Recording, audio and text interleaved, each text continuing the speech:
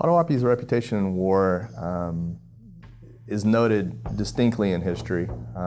They had participated in all wars from colonial occupation up to the American Revolution and past that. Most of the time, and through historical documentation, Potawatomi are overshadowed by other tribes, surprisingly so. But their prowess in warfare cannot be denied. And because of that, and wanting to educate people on their important role, just in warfare alone, but also in warfare, which sort of documents the history of America. We wanted people to be more aware of that and feel strength and feel pride in that.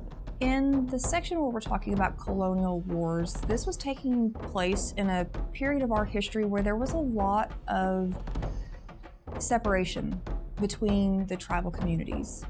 The colonial war period was largely about tribal nations in opposition to colonial powers.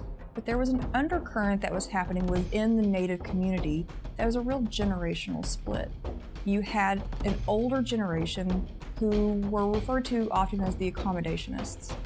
They wanted to live in peace. They wanted to stop the fighting. They were willing to accommodate some of the needs of and the desires of the colonial powers in an effort to settle some land disputes and try to live in a way that allowed them to live out their later days and in some kind of peace and have some sort of prospect of a great future for their communities.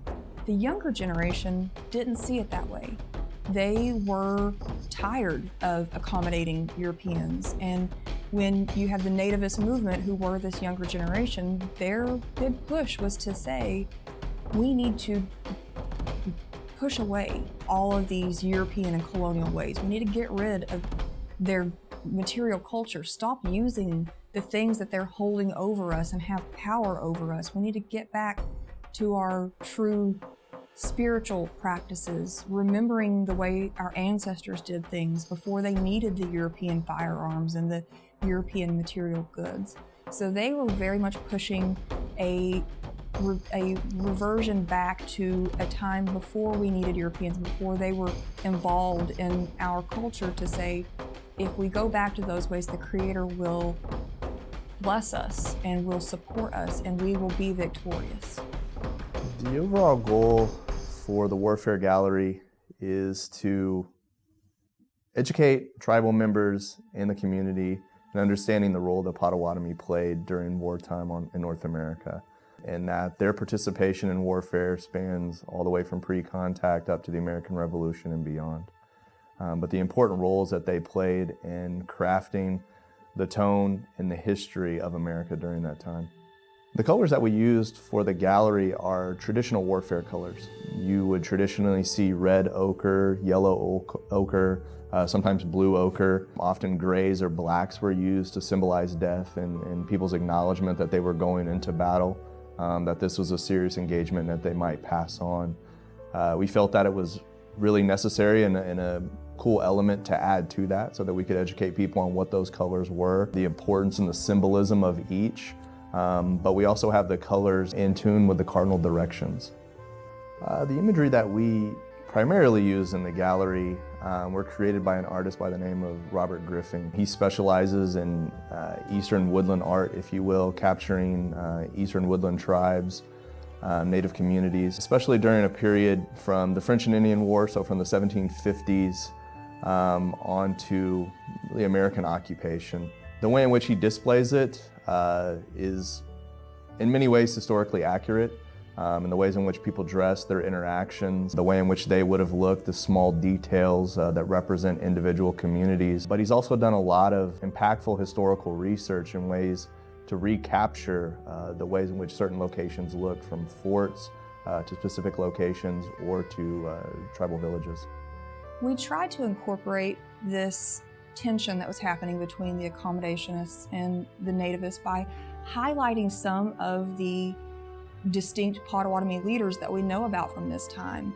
And we're getting into a point in American history where you have artists who are coming over and actually doing portrait sketches of these individuals. So we highlighted individual leaders when we could. We also tried to incorporate imagery of some of the warriors as they were trying to push for this nativist perspective. So if you look at them, they're absolutely dressed in a way that's showing that they're trying to get back to a time before there was a lot of European involvement in our day-to-day life. But that was not the case for everyone. So we also have sets of regalia showing that there are warriors who are also still sort of living with a foot in each world, where they are wearing European broadcloth, but they still have their scalping knife hanging around their neck, and they are still wearing head roaches and shaving their head into a scalp lock, and that they are sort of living in both worlds simultaneously. The initial artifact display that we have as you enter into the Warfare Gallery was established simply to display artifacts or implements that would have been worn by warriors. That would have been their key supplies or fatigues that they would have worn into battle, so that you see a traditional war club, a ball-headed club, or eventually what would have been used was a tomahawk. Everybody carried a neck knife, but also through trade, people acquired firearms, and oftentimes that were used as well. Those items that would have commonly be seen or traded or utilized by both Native Americans, but also colonials during wartime. Oftentimes, the objects that you see that seem to be non-native were trade objects.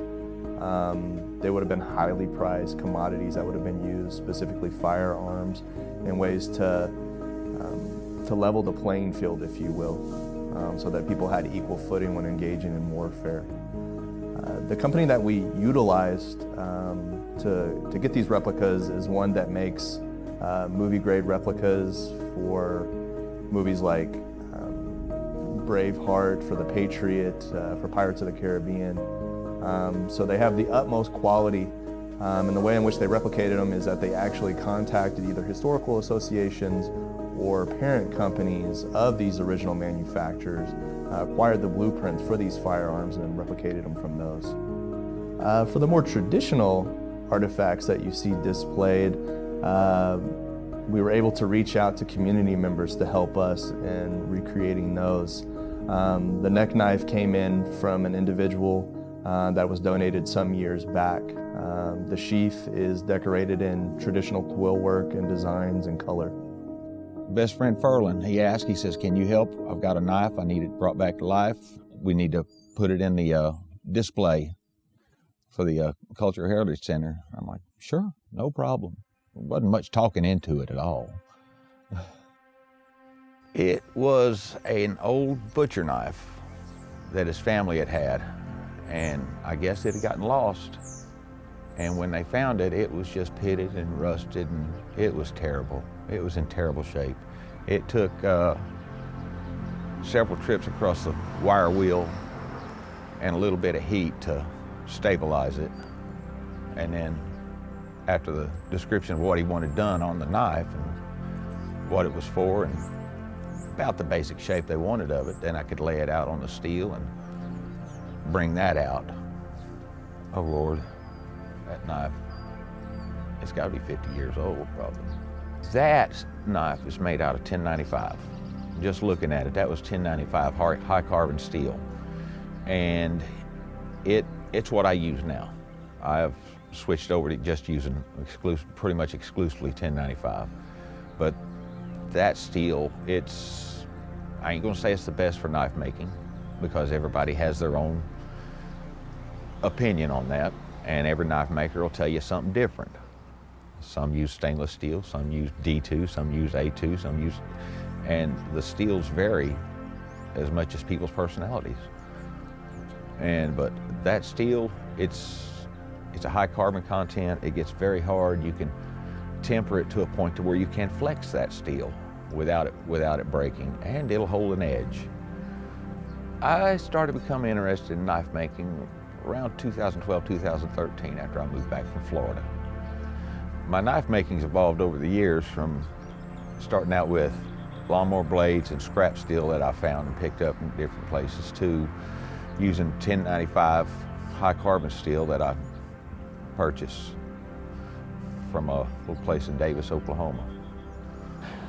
I began working for CPN in 2012, March 26th, as a matter of fact, and I'm now a security supervisor on the midnight shift at the Fire Lake Entertainment Center. To have some of my creations on display in Citizen Potawatomi's Cultural Heritage Center, it's an honor, it's humbling, and really hard to describe the feeling that I get from having other people view something I've created. We wanted to create that Outfit Your Warrior interactive to, again, delve deeper into what each implement would have been used, the way in which it would have been crafted, the reason for its use, in particular styles, if you will, or attacks that they would have been used in during warfare. It's a fun interactive to make. We were able to work with our production manager, Sean Barfield, in creating the artwork for it, then able to work with our IT department in being able to create the platform and the web design for that so that we can make it pretty engaging and user-friendly interactive. So the museum leans heavily on the art of Robert Griffin and George Winter. So I turn to those two artists for my style. And leaning more towards George Winter because he has a very sketchy style.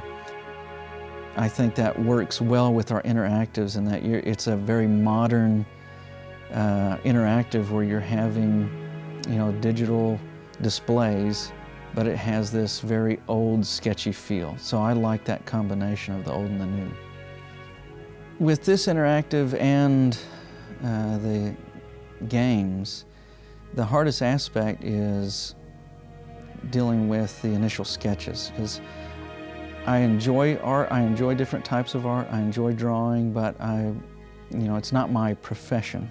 So it really takes me time to make sure I'm getting the shapes how I want them, and so it might take me a little bit longer, but I've definitely learned a lot and sort of gained drawing and sketching as a professional skill now, and it's speeding up as I go and get more practice with it, but definitely illustration was the most difficult part. The Outfit Your Warrior is just a fun little interactive. It's you get to play dress up, so it's a lot like a paper doll, where you have a static character and then you get to start adding clothes how you will. Not just clothes, but this is a warrior, so you can put different styles of war paint on. You can see people just clicking away, adding things and taking it away, and puts a little smile on their face. It's just fun. Much like the rest of the galleries, we want to educate people or make them aware that there is always a balance, and there's still an existing balance between spirituality or people's relationships with God or the Creator, spirits and their faith, with that in everyday life. There really was no separation of that. Everything was intertwined and people saw it that way. So even when people went into battle, there was always a spiritual element that was carried with them. But more than that, people specifically crafted or honed their skills in ways of communicating with spirits and utilizing this power in battle so that it strengthened them in ways of either they fought more fiercely or that they were protected by those spirits.